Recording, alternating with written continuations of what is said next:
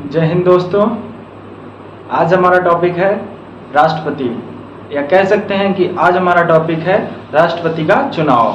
राष्ट्रपति तो टॉपिक बहुत है, इसको हम बाद में पढ़ेंगे। आज मेरा मुख्य टॉपिक है राष्ट्रपति का चुनाव। राष्ट्रपति का चुनाव कैसे होता है, राष्ट्रपति का चुनाव कौन कराता है, कौन अधिकारी होता है। राष्ट्रपति के चुनाव के लिए आज हम लोग संपूर्ण जानकारी का विस्तृत चर्चा करेंगे। ठीक है, उसके लिए आज हम लोग देख लेते हैं, शुरू करते हैं। चलिए, राष्ट्रपति किस भाग में है? राष्ट्रपति भाग संविधान के भाग 5 में है। संविधान के भाग 5 में राष्ट्रपति है। ठीक है, राष्ट्रपति किस अनुच्छेद तक है? अनुच्छेद 52 से 62 तक। ठीक है, अनुच्छेद जो 52 है उसमें क्या लिखा है? उसमें लिखा है भारत में एक राष्ट्रपति होगा। भारत में एक राष्ट्रपति होगा। ठीक है, इसका क्या मतलब है कि भारत में एक राष्ट्रपति का निर्वाचन या चुनाव होगा, भारत का एक राष्ट्रपति होगा। ठीक है, इसके बाद अनुच्छेद 53 की बात कर लेते हैं। अनुच्छेद 53 में क्या है कि कार्यपालिका, न्यायपालिका, कार्यपालिका अलग है। किस अनुच्छेद में? अनुच्छेद 50 में। इसके हिसाब से ही कार्यपालिका की शक्ति किसमें निहित होगी? कार्यपालिका की शक्ति राष्ट्रपति में निहित होगी। ठीक है, इसके बाद हम लोग अनुच्छेद 54 की बात कर लेते हैं, अनुच्छेद 54 की बात कर लेते हैं। ठीक है, इसमें क्या है? इसमें है राष्ट्रपति का निर्वाचन मंडल। राष्ट्रपति का निर्वाचन मंडल, राष्ट्रपति के निर्वाचन मंडल में कौन कौन सदस्य होते हैं? ठीक है, उनके बारे में बात कर लेते हैं। राष्ट्रपति के निर्वाचन मंडल में सबसे पहले कौन होता है? राज्यसभा और लोकसभा। राज्यसभा व लोकसभा के क्या सदस्य? सभी सदस्य नहीं, केवल निर्वाचित सदस्य। राज्यसभा और लोकसभा के निर्वाचित सदस्य। ठीक है, या हम लोग कह सकते हैं संसद के निर्वाचित सदस्य, या हम लोग संसद भी यूज कर सकते हैं, संसद के निर्वाचित सदस्य। नंबर 2 पे क्या आता है? नंबर 2 पे आता है सभी राज्यों के विधानसभा के निर्वाचित सदस्य। राज्यों के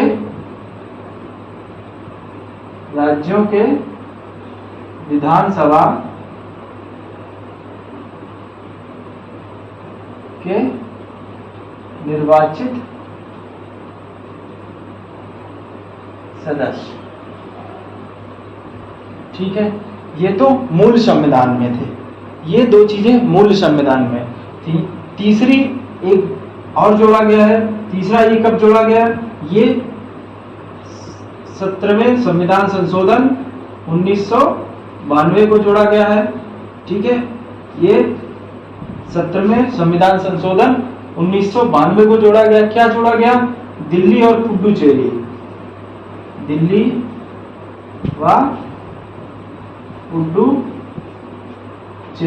पांडुचेरी नहीं पुडुचेरी, बहुत जगह पुडुचेरी अब हो गया है, तो हम क्या लिखेंगे? पुडुचेरी के विधानसभा के निर्वाचित सदस्य। ठीक है, ये राष्ट्रपति के निर्वाचन मंडल के सदस्य हैं। सबसे पहले क्या है? राज्यसभा और लोकसभा के निर्वाचित सदस्य। यहाँ सभी सदस्य नहीं है, इसको ध्यान रखिएगा। बहुत बार पूछा जाता है कि अनुच्छेद 54 बार पूछा जाता है कि राष्ट्रपति के निर्वाचन मंडल के कौन कौन से सदस्य हैं। तो सबसे पहले क्या है? राज्यसभा व लोकसभा के निर्वाचित सदस्य, या हम कह सकते हैं कि संसद के निर्वाचित सदस्य। इसके बाद राज्यों के, सभी राज्यों के विधानसभा के निर्वाचित सदस्य, और दिल्ली व पांडुचेरी के विधानसभा के निर्वाचित सदस्य। ठीक है, ये तो हो गया क्या? अनुच्छेद 54। अब हम बात करते हैं अनुच्छेद 55 की। अनुच्छेद 55 में क्या है? राष्ट्रपति का चुनाव। राष्ट्रपति का चुनाव ये हमारा आज का विषय है, राष्ट्रपति का चुनाव। ठीक है, इसको हम बहुत डिटेल में पढ़ेंगे। ये कैसे होता है? ये होता है समान इसको हम लिख देते हैं, राष्ट्रपति का चुनाव कैसे होता है? समान अनुपातिक एकल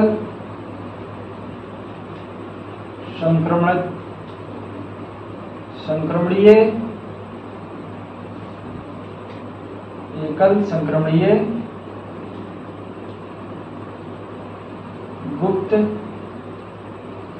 मत पद्धति। ठीक है, इसके बारे में हम अच्छे से बात करेंगे। समान अनुपातिक मतलब क्या है कि सभी को वोट देना होगा और जितने सदस्य चुनाव में खड़े होंगे उन सभी को वोट देना होगा। और एकल संक्रमणीय गुप्त मतदान पद्धति, ये पूछा जाता है कि राष्ट्रपति के चुनाव की क्या विधि है, तो क्या विधि है? समान अनुपातिक एकल संक्रमणीय गुप्त मतदान पद्धति। इसके बारे में हम लोग बहुत डिटेल से पढ़ेंगे, इसको हम हटा देते हैं। अब हम केवल समान अनुपातिक एकल संक्रमणीय गुप्त मत पद्धति के बारे में अच्छे से बात कर लेते हैं। तो हम इसको हटा देते हैं।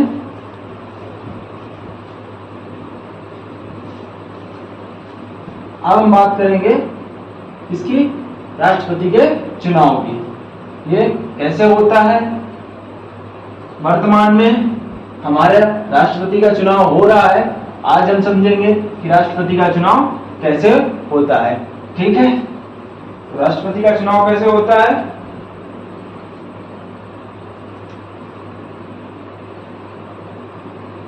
राष्ट्रपति का चुनाव, ठीक है, कैसे होता है? समान अनुपातिक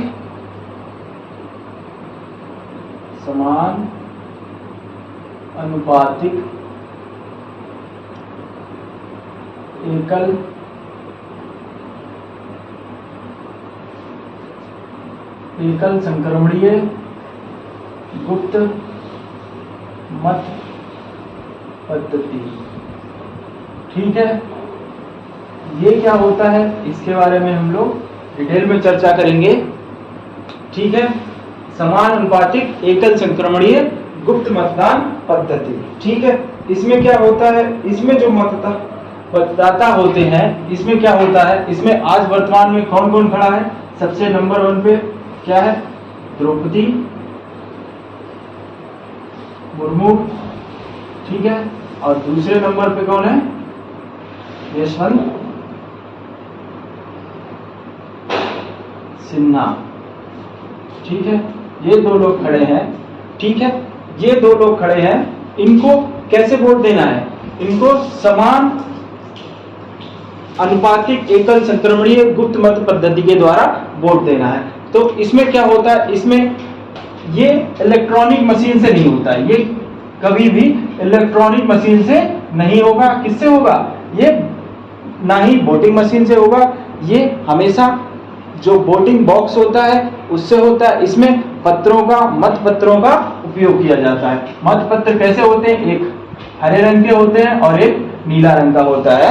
ठीक है, जो हरा रंग का होता है वो विधायकों के लिए होता है और जो लाल रंग का होता है वो सांसदों के लिए होता है। उसको हम हल्का गुलाबी या लाल दोनों कह सकते हैं। ठीक है, तो वो नहीं पूछा जाता है, केवल हम आज देखते हैं कि मत कैसे होता है। जैसे द्रौपदी मुर्मू और यशवंत सिन्हा इस बार राष्ट्रपति पद के उम्मीदवार है।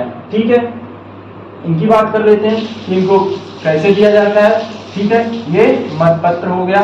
मतपत्र में नंबर 1 पे द्रौपदी मुर्मू, नंबर 2 पे यशवंत सिन्हा। ठीक है, ये कैसे दिया जाता है? वो इसके 2 भाग होते हैं। ठीक है, 2 भाग होते हैं, एक ए और एक बी। ठीक है, जो भी मतदाता होते हैं, मतदाता कौन होते हैं? चुनाव के मतदाता कौन होते हैं? एमएलए व कौन होते हैं? सांसद व विधायक होते हैं। ठीक है, कौन विधायक होते हैं? केवल निर्वाचित विधायक और दिल्ली पांडुचेरी विधानसभा के निर्वाचित सदस्य। ठीक है, तो वो वोट जब देते हैं तो वो वोट किसको देते हैं, वो दोनों को वोट देते हैं, द्रौपदी मुर्मू को भी वोट देना होता है और यशवंत सिन्हा को भी वोट देना होता है। ये कैसे देते हैं, जैसे कोई विधायक आया उसने वोट दिया तो वो वोट दोनों को देगा। सबसे पहले जिसको भी देगा उसके में पहला टिक लगाए, वरीता, ये वरीता का क्रम है और ये हमारे सदस्यों का क्रम है। जैसे पहली पसंद द्रौपदी मुर्मू है तो हम द्रौपदी मुर्मू को पहली पसंद रखेंगे। ठीक है, जब हमें दूसरे को भी वोट देना अनिवार्य होगा। अगर हम दूसरे को वोट नहीं देते हैं तो हमारा जो वोट है वो वैध नहीं माना जाएगा, वो अवैध हो जाएगा। अगर हम एक को ही वरीयता के क्रम में रख के वोट डाल देते हैं मत पेटिका में तो हमारा मत वैध नहीं होगा, अवैध हो जाएगा। हमको क्या करना है, हमको दोनों लोगों को देना है, द्रौपदी मुर्मू को भी देना है और यशवंत सिन्हा को भी देना है। पहली पसंद में हमने द्रौपदी मुर्मू को रख लिया तो दूसरी पसंद में हमने यशवंत सिन्हा को रख लिया। ये हमारा मतपत्र हो गया। मतपत्र को हम मत पेटिका में डाल देंगे। ठीक है, ये तो हो गया समानुपातिक एकल संक्रमणीय गुप्त मत पद्धति। ठीक है, इसके बाद अगर इनका चुनाव हो चुका है, वोट पड़ गए, अब हम देखते हैं कि चुनाव कैसे जीता है, कौन जीतेगा, द्रौपदी मुर्मू जीतेंगी या यशवंत सिन्हा जीतेंगे। इनका कैसे जीतेंगे, इसको कैसे देखते हैं, इसको देखते हैं हम लोग पहली पसंद या पहली वरीयता, जो लोगों की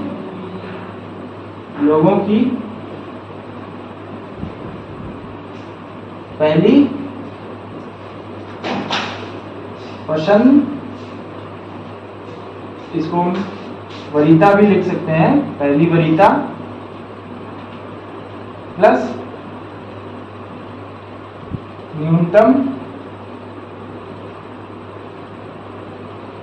वैध मत।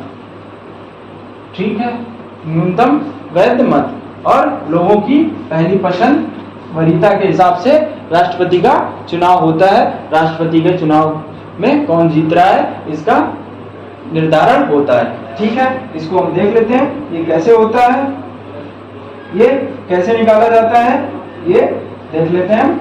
जैसे हमारे लोगों की पहली पसंद हमने देख लिया कि द्रौपदी मुर्मू है।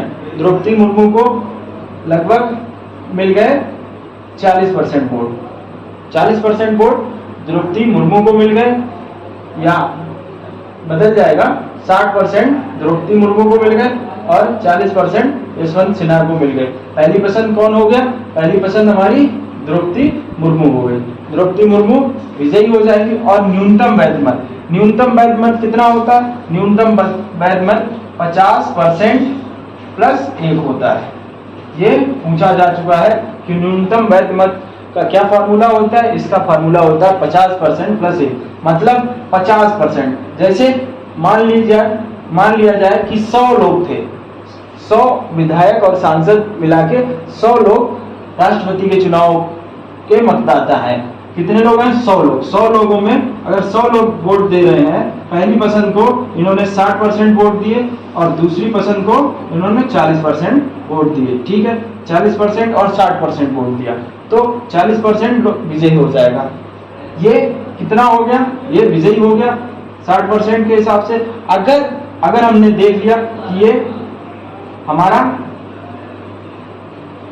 जो है वो तीसरी मत, जब 3 उम्मीदवार होंगे तब वो समझ में आएगा। अभी केवल हम देख लेते हैं कि पहली पसंद और न्यूनतम वैध मत कैसे होते हैं। ये 40% हो गया, न्यूनतम वैध मत कितना है 50%, तो 100 मतदाता थे, 100 का 50% मतलब कितना हो गया, 100 का 50%, 50 और प्लस 1। ठीक है, तो 51 जिसको परसेंट वोट मिल जाएंगे वो विजयी हो जाएगा। कौन, ये 60% विजयी हो गए तो इनको विजयी घोषित हो जाएंगे। अब हम देखते हैं कि न्यूनतम वैध मत का क्या मतलब है।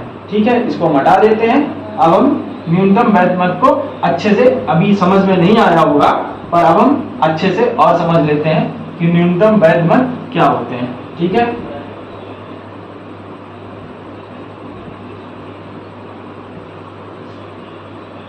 न्यूनतम वैध मत,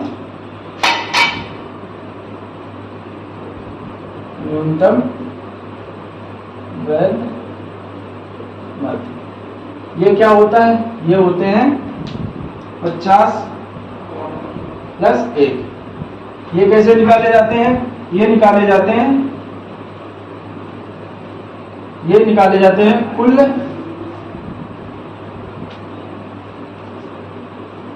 पढ़े या कुछ कुल डाले गए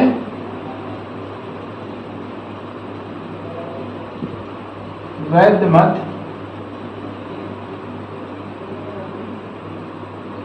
बटे निर्वाचित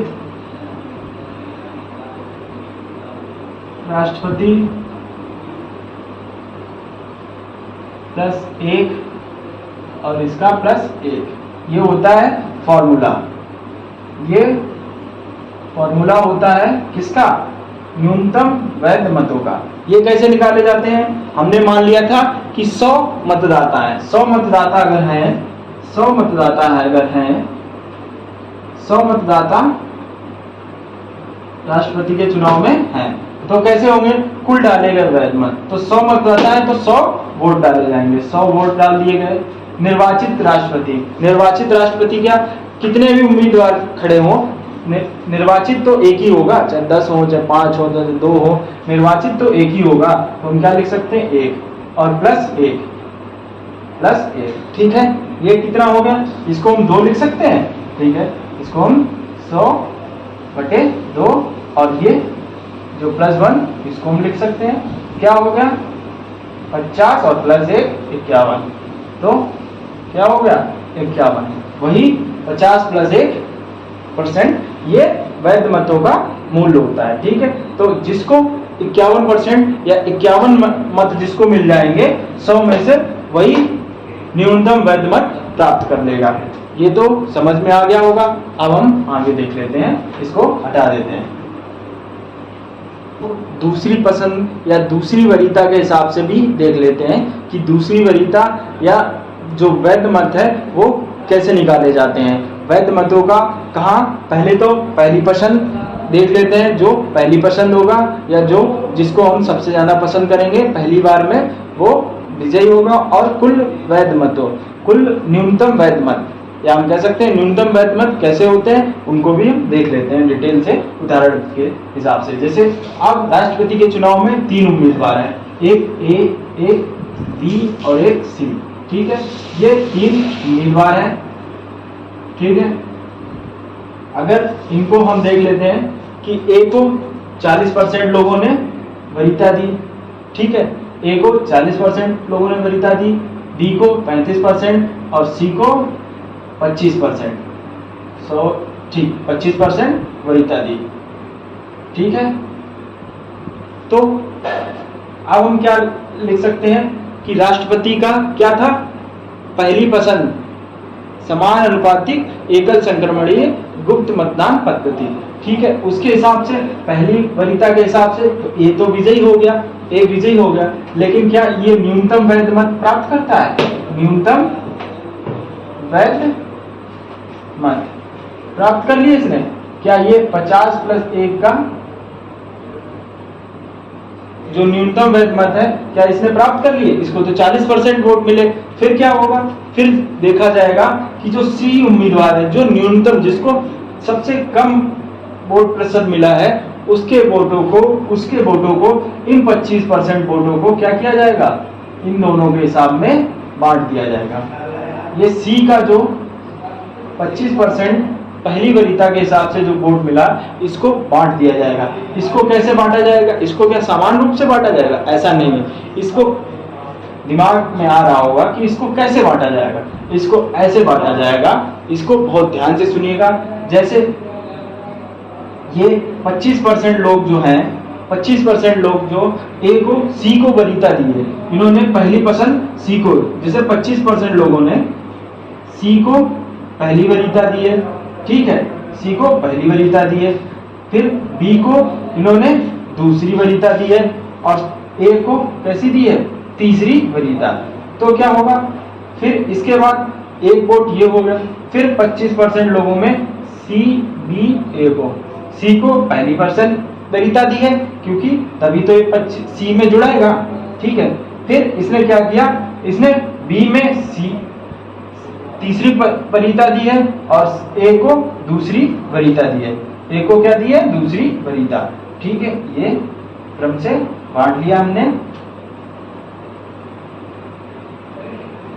ठीक है, ये क्रम से बांट लिया। क्या हो गया इसमें, सी को पहली वरीयता, बी को तीसरी वरीयता और ए को दूसरी वरीयता, ए को दूसरी वरीयता दी गई। तो क्या देखते हैं कि हम देखते हैं कि जिस क्रम में इनको बांटा गया है उसी क्रम के हिसाब से इनको देंगे। तो जो इसमें 25% लोगों में जैसे हमने मान लिया कि 25% में 20% लोगों ने बी को वोट दिया था, बी को सेकंड वरीयता में रखा, तो क्या होगा, 20% वोट 25% का 20% वोट किसको मिल जाएगा, बी को मिल जाएगा। 25% का 20% किसको मिल जाएगा, हमारे बी को मिल जाएगा। और जो 5% बचा है वो ए को दे दिया जाएगा। क्या मतलब है, ए का कितना हो जाएगा, ए का हो जाएगा 45% और बी का कितना हो जाएगा, बी का हो जाएगा, ये कितना हो जाएगा 55%। विजयी कौन होगा, विजयी होगा बी। लेकिन क्या देखा था कि सबसे ज्यादा वरीयता किसको मिली थी, 40 को, ए को 40% किसको मिली थी, ए को, और सी को कितनी मिली थी 25%, बी को मिली थी 35%। ऐसा क्या भविष्य में हुआ है, भारतीय इतिहास में क्या ऐसा कभी हुआ है? हाँ, ऐसा हुआ है। कब हुआ है, कब हुआ है, इसको भी देख लेते हैं। ये हुआ है 1969 को। कौन से राष्ट्रपति के लिए, बीवी गिरी के काल में। बीवी गिरी जो है वो दूसरी वरीयता के हिसाब से राष्ट्रपति बने। बहुत बार पूछा जा चुका है कि दूसरी वरीयता के हिसाब से कौन राष्ट्रपति चुनाव जीता है, तो कौन जीता है, बीवी गिरी। उनके में क्या हुआ, उनमें ए को 40% वोट मिला, बीवी गिरी को कितना मिला 35% और सी में कितना मिला 25%। जो सी का वोट मिला है इसको चुनाव प्रक्रिया से अलग कर दिया गया, चुनाव प्रक्रिया से अलग कर दिया। ये जो 25% वोट है, ये जो 25% वोट है, इसको क्या किया गया, इसको दोबारा देख लेते हैं। जो 25% वोट है, ये वोट किसको किसको दे दिया गया, ए और बी को, ए और बी को। किस हिसाब से, जैसी जिसकी दूसरी वरीयता थी। जैसे इन 25% लोगों में जो सी को पहली वरीयता दी, तो इन्होंने बी या ए को कौन सी पहली या दूसरी या तीसरी वरीयता जरूर दी होगी, ठीक है। तो जिस हिसाब से वरीयता, जैसे बी को इन्होंने 20% वरीयता दे दी और ए को 5% वरीयता, ये दूसरी पसंद है और ये तीसरी पसंद है। इसके हिसाब से इन दोनों वोटों को बांट दिया गया। तो ये कितने हो गए, ये 55% हो गए वोट और ये 45% वोट हो गए। इसने न्यूनतम वैध मत नहीं प्राप्त कर पाए और इसने न्यूनतम वैध मत प्राप्त कर लिए। तो विजय कौन हो गया, विजय बी हो गया। ये है हमारी एकल संक्रमणीय गुप्त मतदान पद्धति। इससे कौन विजेता बना, इससे बीवी गिरी बने। कब बने, 1969 में। ये तो हो गया राष्ट्रपति के चुनाव की पद्धति। अब हम लोग देख लेते हैं कि राष्ट्रपति चुनाव में और क्या मुख्य बिंदु हैं, उनको भी देख लेते हैं। चलिए इसको मिटा देते हैं।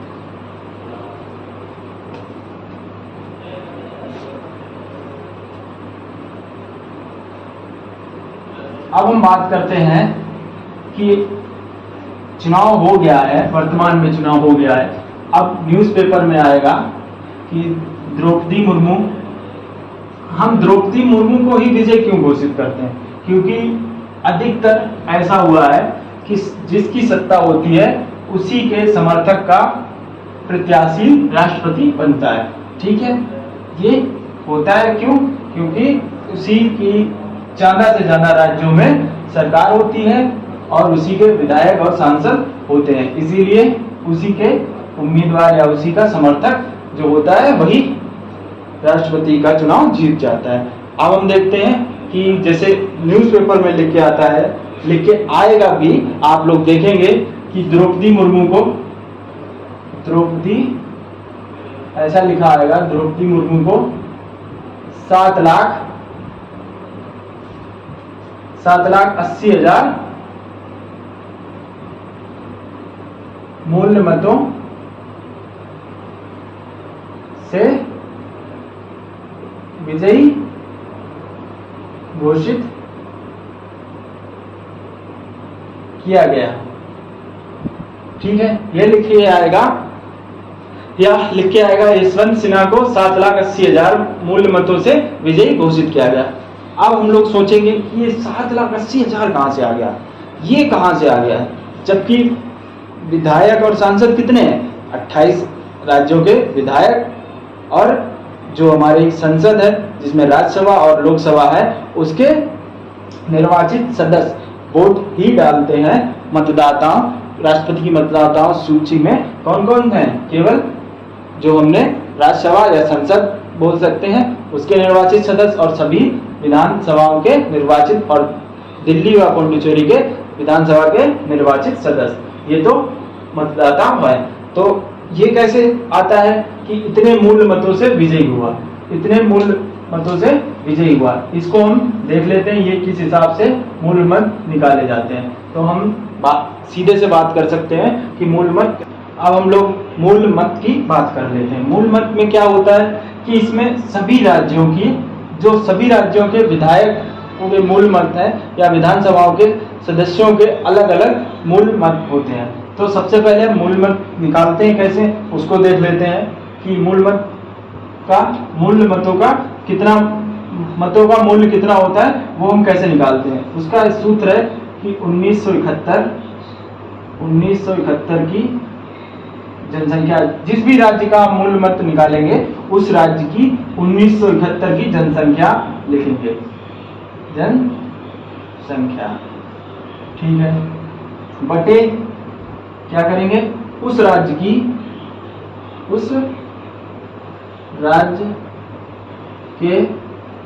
विधानसभा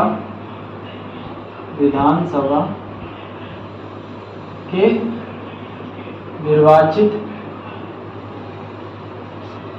निर्वाचित सदस्य, ठीक है, इंटू 1/1000, ये सूत्र होता है। ठीक है, इसके हिसाब से हम मूल मत निकाल देते हैं। किसका? विधायक का। ये किसका है? ये विधायक का है। ठीक है, 1971 की जनसंख्या बटे उस राज्य के विधानसभा के निर्वाचित सदस्य इंटू 1/1000। ठीक है, इसको कैसे, जैसे इसमें सबसे ज्यादा किस राज्य की विधायक का मूल मत है? सबसे सर्वाधिक, केवल 2 पॉइंट इसमें याद रखेंगे, सर्वाधिक मूल मत किस राज्य का है? यूपी राज्य का है। यूपी का कितना है? यूपी बराबर कितना है? 208। और न्यूनतम पढ़ लेते हैं, पूछा जाता है न्यूनतम मूल मत किसका है? सिक्किम का।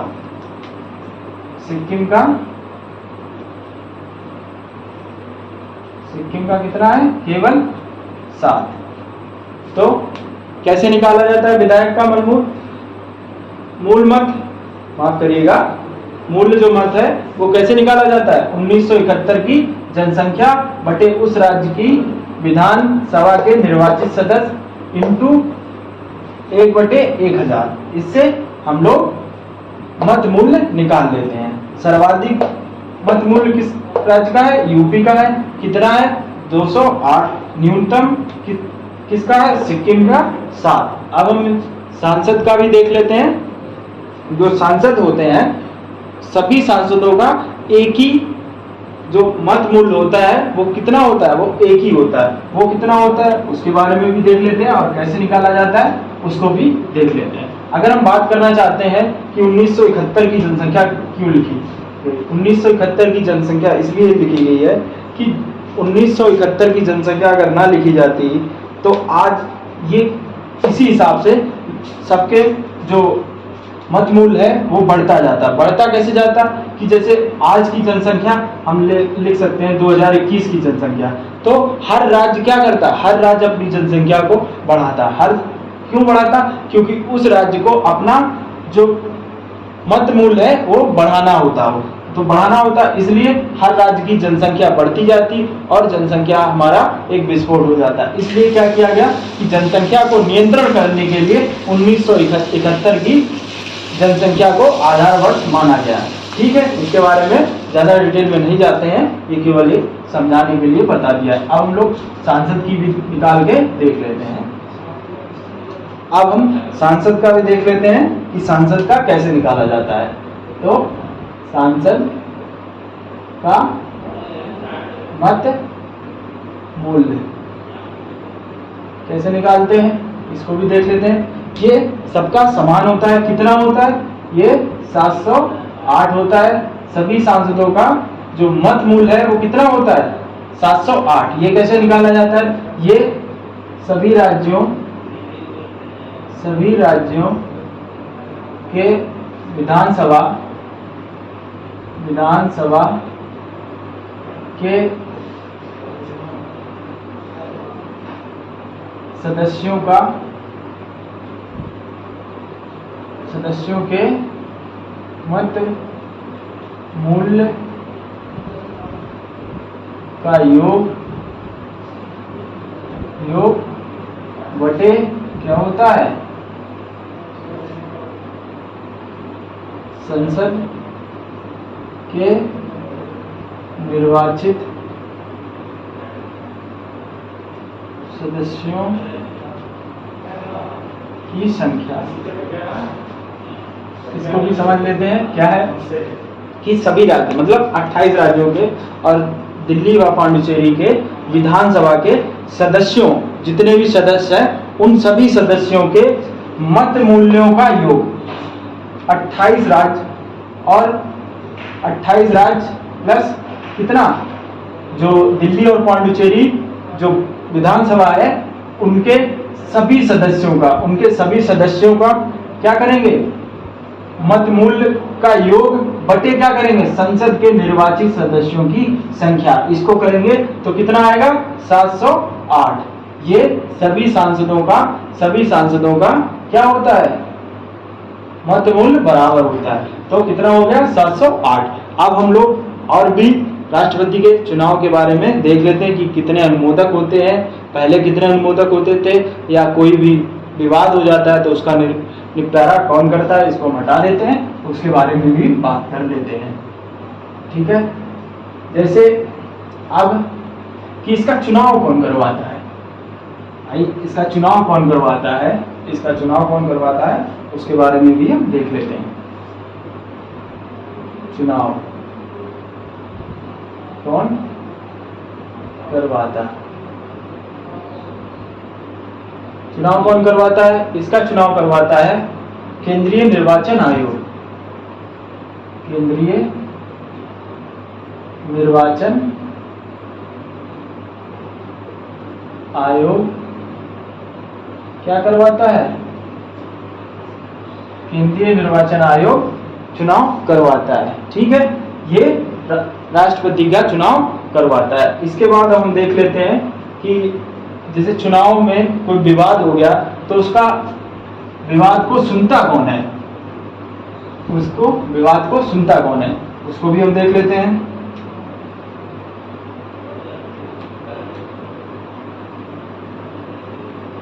विवाद को कौन सुनता है, राष्ट्रपति सुनता है, जो वर्तमान में प्रधानमंत्री सुनता है, या सर्वोच्च न्यायालय सुनता है, या जो मुख्य निर्वाचन आयोग होता है, कौन सुनता है, आप सोचिए, बताइए, फिर हम देख लेते हैं।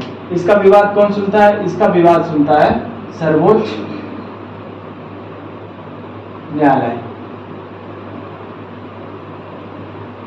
राष्ट्रपति के चुनाव में कोई भी विवाद होता है या कोई भी गड़बड़ी होती है तो उसको सीधा कौन सुनता है, सर्वोच्च न्यायालय। इसके अलावा उसके विवाद का निपटारा कोई नहीं कर सकता।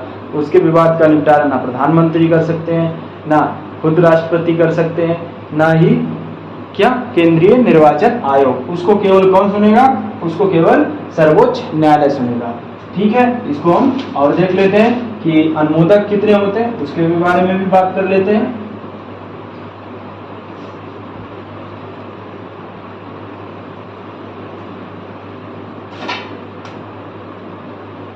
राष्ट्रपति चुनाव,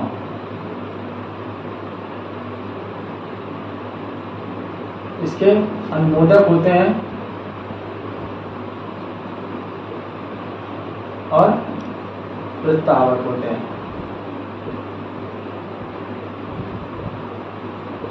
कितने कितने प्रस्तावक और अनुमोदक होते हैं? इसके 50 अनुमोदक और 50 प्रस्तावक। पहले 10 होते थे, मूल संविधान में 10 होते थे, लेकिन अब कितने हो गए? अब हो गए 50-50। वर्तमान में कितने अनुमोदक चाहिए? 50 अनुमोदक चाहिए और 50 प्रस्तावक चाहिए। ये कौन होने चाहिए? ये होने चाहिए जो राष्ट्रपति चुनाव के मतदाता। मतदाता का क्या मतलब है? मतदाता का सीधा सीधा मतलब है कि कौन होने चाहिए? विधायक होने चाहिए या सांसद होने चाहिए। कौन कौन होने चाहिए? राज्यसभा और लोकसभा के जो निर्वाचित सदस्य हैं और सभी राज्यों की विधानसभा के निर्वाचित सदस्य और दिल्ली व पांडिचेरी के निर्वाचित सदस्य में से कोई 50 अनुमोदक और कोई 50 प्रस्तावक होने चाहिए, वही राष्ट्रपति का चुनाव लड़ सकता है। ठीक है, ये तो हो गई। अगर अब हम देखते हैं कि राष्ट्रपति चुनाव में कौन अधिकारी होता है, मुख्य अधिकारी कौन होता है, उसके बारे में भी बात कर लेते हैं। इसको हटा देते हैं।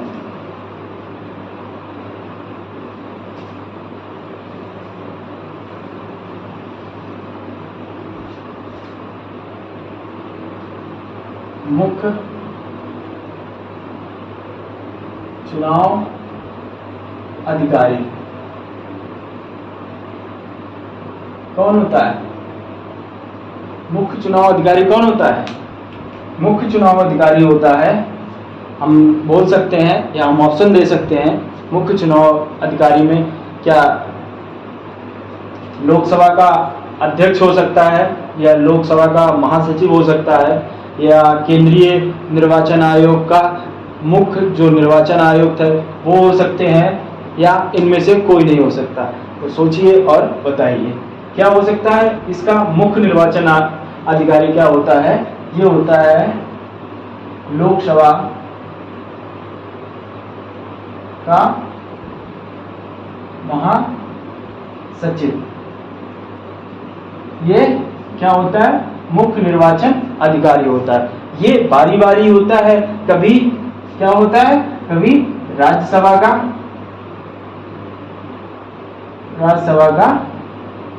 महासचिव होता है, और कभी क्या होता है?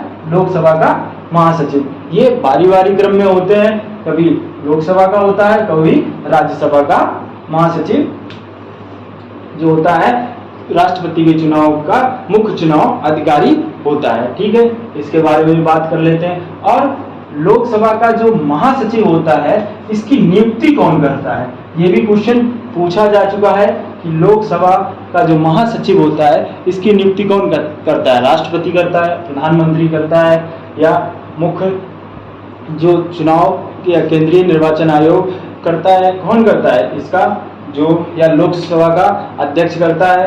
तो इसका आंसर क्या हो जाएगा? इसकी जो नियुक्ति है हम लिख सकते हैं, नियुक्ति कौन करता है? लोकसभा का अध्यक्ष जो है इसकी नियुक्ति करता है। इसकी लोकसभा का महासचिव की नियुक्ति कौन करता है? लोकसभा का अध्यक्ष। इसको भी हम हटा देते हैं। अब हम और बात कर लेते हैं।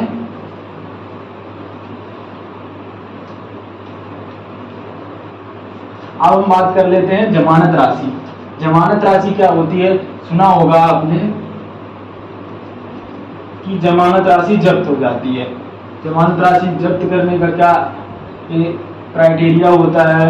कैसे जमानत राशि जब्त होती है। अभी हम केवल राष्ट्रपति के बारे में बात करते हैं, तो राष्ट्रपति की ही जमानत राशि के बारे में बात कर लेते हैं। जमानत राशि, ठीक है। जमानत राशि कितनी होती है? राष्ट्रपति के चुनाव में जमानत राशि कितनी होती है? इनके चुनाव में जमानत राशि होती है 15,000 रुपये। 15,000 रुपये, ठीक है। 15,000 रुपये जमानत राशि होती है। ये जमा कहाँ करनी होती है? ये आरबीआई में जमा करनी होती है। ये किसी और बैंक में नहीं जमा हो सकती है, ये केवल कहाँ होती है? आरबीआई में। कितनी? 15,000 रुपये। आपने सुना होगा कि जमानत जब्त हो गई। जमानत जब्त होना क्या होता है, इसके बारे में भी बात कर लेते हैं।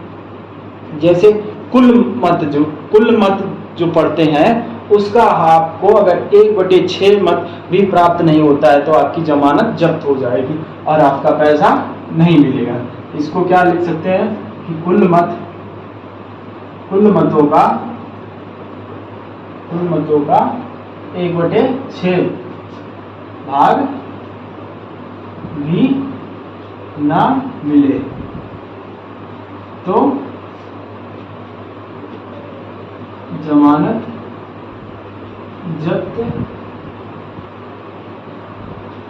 हो जाएगी, ठीक है।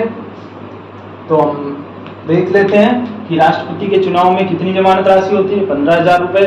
कहाँ जमा होती है? आरबीआई में। जमानत जब्त कब होती है कि कुल मतों का, जितने भी कुल मत जितने भी हैं उसका 1/6 भाग भी ना मिले तो जमानत जब्त हो जाती है, ठीक है। इसको भी हम समझ गए होंगे, इसको भी हम हटा देते हैं। अब हम बात कर लेते हैं कि इनके जो निर्वाचन मंडल है उसमें जो मनोनीत सदस्य हैं वो क्यों नहीं भाग लेते हैं और विधान परिषद के सदस्य क्यों भाग नहीं लेते हैं, उनके बारे में भी बात कर लेते हैं कि क्यों भाग नहीं लेते हैं। आई दिमाग में आता होगा क्वेश्चन कि केवल निर्वाचित सदस्य ही क्यों भाग लेते हैं, जबकि क्या उन सदस्यों का महत्व नहीं है जो मनोनीत होते हैं? माफ करिएगा।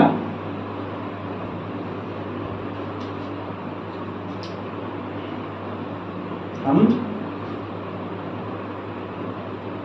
चुनाव में भाग क्यों नहीं लेते?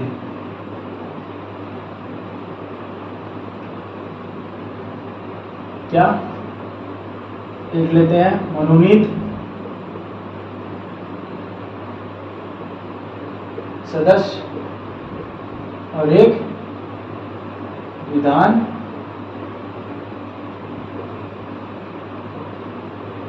परिषद के सदस्य, ठीक है। जो मनोनीत सदस्य हैं ये किसके द्वारा मनोनीत किए जाते हैं? ये राष्ट्रपति खुद मनोनीत करता है। ये राष्ट्रपति द्वारा मनोनीत होते हैं, राष्ट्रपति द्वारा ही मनोनीत होते हैं। चाहे जो विधान सभा होती है उसमें राज्यपाल द्वारा और जो संसद है या राज्यसभा या लोकसभा उसमें राष्ट्रपति द्वारा ही मनोनीत होते हैं, इसलिए राष्ट्रपति के चुनाव में भाग नहीं लेते हैं। और अब हम लोग बात कर लेते हैं कि विधान परिषद के सदस्य तो मनोनीत नहीं होते तो वो क्यों नहीं भाग लेते हैं।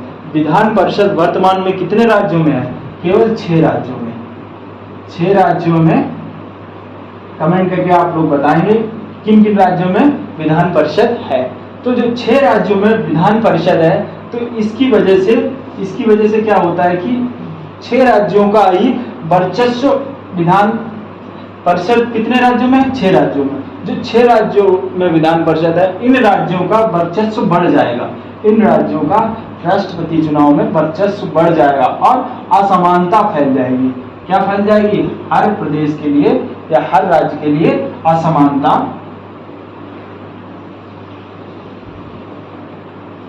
फैल जाएगी, ठीक है। असमानता फैल जाएगी। इसको खत्म करने के लिए क्या किया गया है? जो विधान परिषद के सदस्य हैं ये राष्ट्रपति चुनाव में भाग नहीं लेते हैं। तो ये तो हो गई हमारी राष्ट्रपति के बारे में बात। अब हम इसके आगे राष्ट्रपति की और भी शक्तियां हैं, उनको हम अगले वीडियो में। आज हमारा केवल वीडियो क्या था कि राष्ट्रपति का चुनाव कैसे होता है, उसके क्या भूमिका रहती है, राष्ट्रपति में किन किन लोग, कौन कौन लोग भाग लेते हैं, कैसे चुनाव होता है, कौन अधिकारी होता है, कौन अनुमोदक होता है, ये हम लोगों ने बहुत डिटेल में बहुत अच्छे से समझा। अगर वीडियो आपको अच्छा लगा हो तो लाइक करें, शेयर करें, कमेंट करें और चैनल पर पहली बार आ रहे हो तो चैनल को सब्सक्राइब करें।